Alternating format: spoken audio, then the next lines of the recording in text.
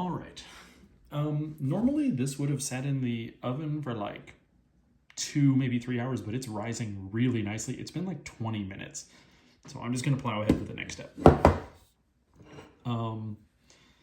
Yeah, so basically what I need to do, since this is a focaccia rather than a sourdough, is if you've watched any of the other videos, what I normally do is do the letter fold and then candy cane roll and make it into a dough. I'm not making that, I'm making a focaccia. So what I'm gonna do is put some oil in the pan that I'm making this in.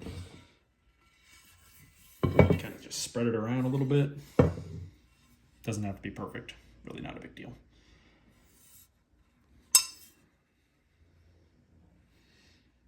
And this is mostly just to prevent it from sticking.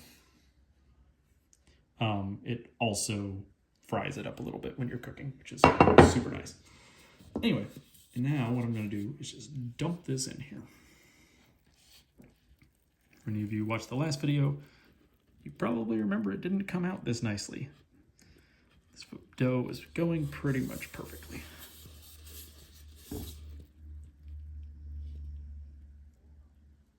Ripped a little bit. Oh well, whatever. Just peel it off there. It's sticky because I didn't get my hand on it. But that's okay. Anyway, and what I want to do at this point is basically I'm going to get my fingers wet and I'm going to spread this out like we did for the letter fold, but I'm not actually going to fold it.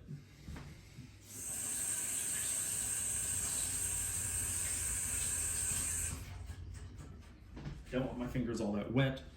And I just basically, this is like nice fluffy dough. What I want to do is I just want to spread this out. And then what I'm going to do is I'm actually going to leave this for another half an hour. Actually I'm not. It's pretty happy. Normally I would leave it for another half hour to rise like this. I'm just going to plow ahead. So what I want to do is put some olive oil on top. And I'm going to use my fingers to kind of spread this around. And then I want to push this in.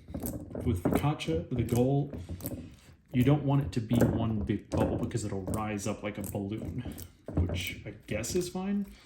But you want that olive oil to get all the way through so that it cooks nicely. And basically what I'm going to do is I'm going to put it in the oven just like this at 450 degrees for maybe 20 minutes. And then I'm going to check on it and then I can turn the heat down as I need to. All right, I'm going to do that next. Anyway, good luck.